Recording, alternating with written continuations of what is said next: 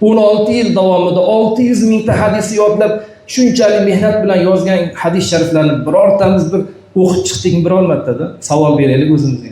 Yana Imom Buxoriyning avlodlarimiz deb faxrlanib qo'yamiz. Bugun bir soniyada telefonimizni ochib yo bir kitobimizni varaqlab o'qiyotganimiz bitta hadisi sharifi ortida azlar bu muhaddis ulamolar, Imom Buxoriy hazratlarining juda ham katta mehnat mashaqqatlari, mana shundoq bu zotlarni ota-onalarini shunchalik darajada farzandlarini ta'lim tarbiyasiga qo'shgan mana shu mehnat mashaqqatlar yotadi.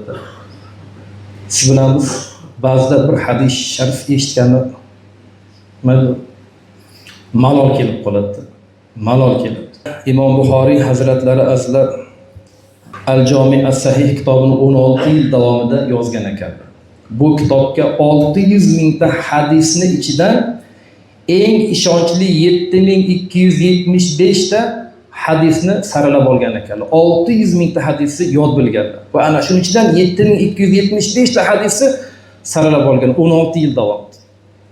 16 yil davomida 600 mingta hadisni yodlab, shunchalik mehnat bilan yozgan hadis shariflarni birortamiz bir o'qib chiqdikmi birormartada? Savol beraylik o'zimizga. Yana Imom Buxoriyning avlodlarimiz deb faxrlanib qo'yamiz. Yana yaxshi ko'ramiz deb qo'yamiz. Vaholanki bir marotaba hali u kishining kitoblarini o'qib chiqmaganmiz qanchamiz. Aytadilar, men ushbu kitobga kiritgan har bir hadisdan oldin deydilar. Har bir hadis sharifdan oldin albatta g'usl qilardim deydi. Yoki tahorat olib, keyin 2 rakat istihora namozini o'qib, bu hadisning sahihligi, to'g'riligiga Allohdan qat'iy ilhom olgandan keyin kitobga yozardim deydi. Qarang, har bir hadis sharifdan oldin g'usl qilar ekanlar, tahorat qilar ekanlar, keyin Allohga 2 rakat namoz o'qir ekanlar. Allohim bu hadis sharif yozaveraymi, ishonchlimi deb keyin Allohdan u kishiga ilhom kelar ekan, keyin yozar ekanlar. Har bir hadis sharifga qilgan xizmatlarini qarang. Endi siz bilamiz, bu kishini shuncha mehnat mashaqqat bilan yozgan kitoblarga munosabatimizni bir qaraylikda. Munosabatimiz.